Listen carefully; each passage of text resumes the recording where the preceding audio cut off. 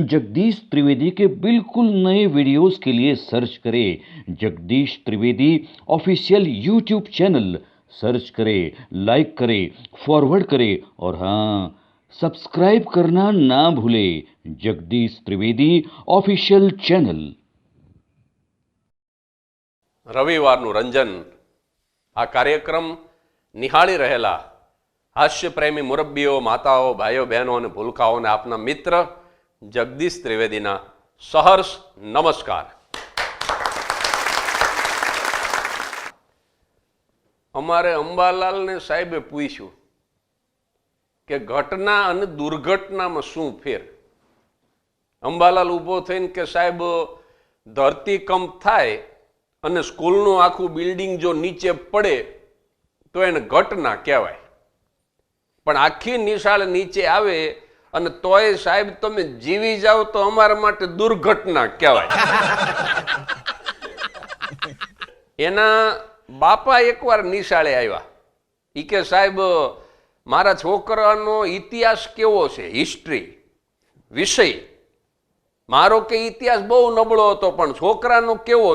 સાહેબ કે બસ ઇતિહાસનું પુનરાવર્તન થાય છે। એકવાર એના બાપાએ ઘરે કીધું ઈ કે મારે તારા નબળા અભ્યાસના કારણો જાણવા પડશે। અંબાલાલ કે મારા સાહેબ એમ કહેતા હતા કે ઈ વંશ પરંપરાગત હોય। એકવાર હું અંબાલાલ બે જતા હતા ને બોલો, બે જીવતા બોમ્બ મળ્યા, જીવતા બોમ્બ। બે એક એક ઉપાડી લીધા ને દોડ્યા પોલીસ સ્ટેશન, અને દોડતા દોડતા વળી મને વિચાર આવ્યો, મેં કીધું અંબાલાલ આમાં કદાચ ઠેસ બેસ વાગીને અલગોઠિયું ખાઈ ગયા અને એકાદો બોમ્બ ફૂટી ગયો તો? તે અંબાલાલ મને કે તો પોલીસ સ્ટેશન જઈને ખોટું બોલશું, કહેશું એક જ જડ્યો તો। આ દિવાળીનો લવિંગિયો ટેટો છે, તે આપણને બોલવા માટે જીવતા રહેવા દે। અમારા બેન એકવાર નવા બેન આવેલા હોય, એનાય નસીબ નબળા, તે અંબાલાલ જ હાથમાં આવ્યો। ઈ કે આ મરઘી કે ઈંડા મૂકી અને પછી ઈંડા ઉપર કેમ બેસે છે? અંબાલાલ કે બેન એની પાસે તમારી જેમ ખુરશી ન હોય ને। બેન હતા તો એક ઝાપટ ખેંચી લીધી। એકવાર એક બીજા બેન આવ્યા, એને વળી બોર્ડમાં વાક્ય લખ્યું કે હું સુંદર છું। અંબાલાલ ને કે કયો કાળ? અંબાલાલ કે બેન ભૂતકાળ। 4 પીરિયડ ઉભો રાખ્યો। અંબાલાલ ને ખબર ન પડી કે આમાં કઈ ગંભીર ભૂલ થઈ ગઈ। અત્યારે જે જમાનો છે સાહેબ, આ ઇંગ્લિશ મીડિયમનું જે દૂષણ આવ્યું છે, હું એને દૂષણ કહીશ, આ ભૂષણ નથી। પણ અત્યારે છોકરું જતું હોય સાહેબ તો 2000 રૂપિયાનું યુનિફોર્મ પહેર્યો હોય ને 1500 રૂપિયાની સ્કૂલ બેગ હોય ને એની અંદર 3000 રૂપિયાના ચોપડા હોય ને એમાં 200 રૂપિયાનું લંચ બોક્સ હોય ને એક 150 રૂપિયાની વોટર બેગ હોય ને 700 રૂપિયાના બૂટ પહેર્યા હોય ને, આમ છોકરું નિશાળે જાતું હોય ને તો 8-10 હજારનું છોકરું જાતું હોય। અને મારી ઉંમરના જે છે સાહેબ, ઈ જો પોતાના પ્રાથમિક શાળાના દિવસોને યાદ કરે, એ વખતે સરકાર યુનિફોર્મ મોકલતી, ખાદીના યુનિફોર્મ આવે, સફેદ શર્ટ અને બ્લુ ચડ્ડી, હાફ પેન્ટ, ઈ આખું ટ્રેક્ટર ભરીને ગામડે આવે, માસ્તર આમ ઘા કરે જેના ખોળામાં પડે એનો, એમાં માપ તો લેવા ના જ ન હોય।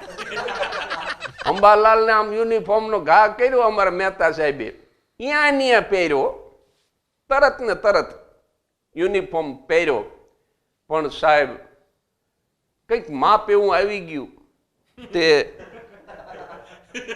ચડો જે પહેર્યો ને એને ચડી નો કહેવાય, એને ચડીનો હસબન્ડ ચડો કહેવાય। આમ ચડો પહેર્યો તેમ ઢીચણ થી નીચે અને જમીન થી 4 જ આંગળ ઊંચો રે, બોલો। આ અત્યારે જે કેપરી પહેરે છે ને છોકરા, એ કેપરીની ફેશન તો અંબાલાલે 1972 બહાર પાડેલી। અને શર્ટ પાછો એવો ટૂંકો આવી ગયો કે બટન બંધ ન થાય, આમ આમ અડધું પેટ ઉઘાડું રહે એટલો ટૂંકો, અને આમ સેફટી પિન થી આમ બંધ કરે। અને આવો કોથળા જેવો ચડો, આવો હાવ બ્લાઉઝ જેવો બુસ્કોટ, અને આમ માથે એલ્યુમિનિયમનો ટંક મૂકી આમ આમ આમ બે હાથે ટંક પકડીને આમ આમ આમ આમ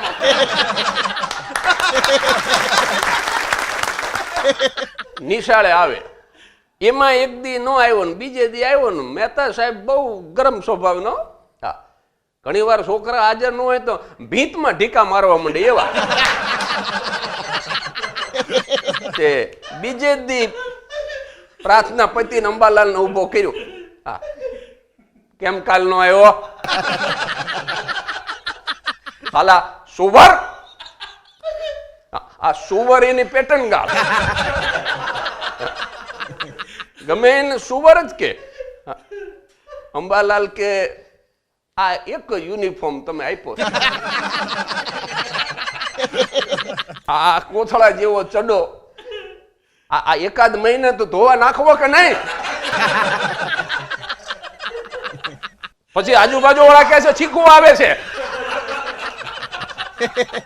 સુવર સુવર કરો છો, આ ધોવાનો નાખવો. મહેતા સાહેબ કે યુનિફોર્મ 26મી જાન્યુઆરીએ ધોવાય, 15મી ઓગસ્ટે ધોવાય, રવિવારે ધોવાય. આ સ્કૂલના દિવસે યુનિફોર્મ ધોઈને ઘરે હોઈ રહેવાનું. ખબરદાર જો આવી ભૂલ કરી છે તો મારી મારીને પાડી દઈશ, સાલા સુવર. અંબાલાલ કે સાહેબ હવે ભૂલ નહીં કરું. વળી એક દી નો આવ્યો અને પછી તો મહેતા સાહેબ રાહ જોઈને જ બેઠા હતા કે આજ તો હવે સર્વિસ કરવી જ છે. અને પ્રાર્થના પતિ એવો અંબાલાલ ઉભો કર્યો. ઉભો થા. ના પાડી તો કાલ યુનિફોર્મ ધોયો ને? અંબાલાલ કે મેં ક્યાં ધોયો? તો કે કેમ કાલ નો આવ્યો? તો કે સાહેબ હું તો મજાનો તૈયાર થઈને નીકળ્યો, પણ સાહેબ તમારા ઘર પાસેથી નીકળ્યો ને તો તમારું ધોતિયું હુકાતું હતું, તો મને એમ કે સાહેબ નહીં ગયા હોય. મહેતા સાહેબ કે મારે ધોતિયા હાથ છે, હાથે વારના નોખા છે, તારી જેમ એક ચડો ન હોય. હવે તું બીજી નિશાળમાં જતો રહે ને કા હું બદલી માગી લઉં પેલા.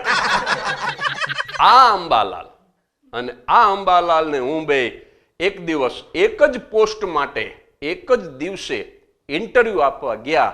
આ અંબાલાલનો ઇન્ટરવ્યુ 25 વર્ષ પહેલાની મારી જૂની જોક આજે તમારી સામે રજૂ કરું છું, અને આ જોક સાથે આજનો કાર્યક્રમ પૂરો કરીશ. એ ઇન્ટરવ્યુમાં મારો વારો વહેલો આવી ગયો. મને 3 સવાલ કર્યા.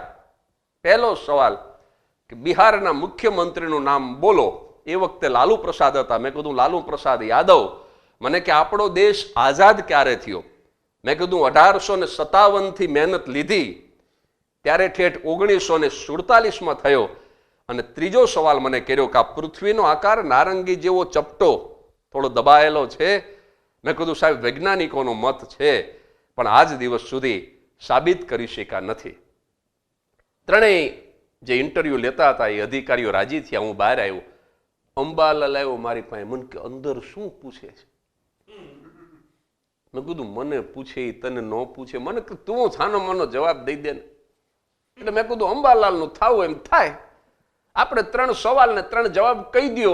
બિહારના મુખ્યમંત્રી લાલુ પ્રસાદ યાદવ, દેશ આઝાદ ક્યારે થયો? 1857થી મહેનત લીધી ત્યારે છેક 1947માં થયો. પૃથ્વીનો આકાર નારંગી જેવો ચપટો છે. વૈજ્ઞાનિકોનો મત છે, પણ આજ દિવસ સુધી સાબિત કરી શક્યા નથી. અંબાલાલનો પરિચય મેં તમને આપી દીધો. હાવ અકલ મઠો. ત્રણેય જવાબ લાઈનસર ગોખી નાખ્યા. એમને પૂછવું એ પૂછે, ભાઈડો જવાબ આપશે. ચકળ વકળ ડોળા અંદર જઈને બેઠો. પેલા સાહેબે કીધું કે તમારા બાપાનું નામ શું? આ કે લાલુ પ્રસાદ યાદવ. ઇન્ટરવ્યુ લેતો તે ઊભો થઈ ગયો. એ કે આ લાલુના 10 છોકરાનું તો સાંભળ્યું, પણ આ 11મો ક્યાંથી આવ્યો? તો એ બીજા સાહેબે હિંમત રાખીને બીજો સવાલ કર્યો કે તમારો જન્મ ક્યારે થયો? આ કે સાહેબ 1857થી મહેનત લીધી. ત્યારે ઠેઠ 1947 થયો. ઇન્ટરવ્યુ લેતા તે ત્રણેય અલગોઠિયો ખાઈ ગયો.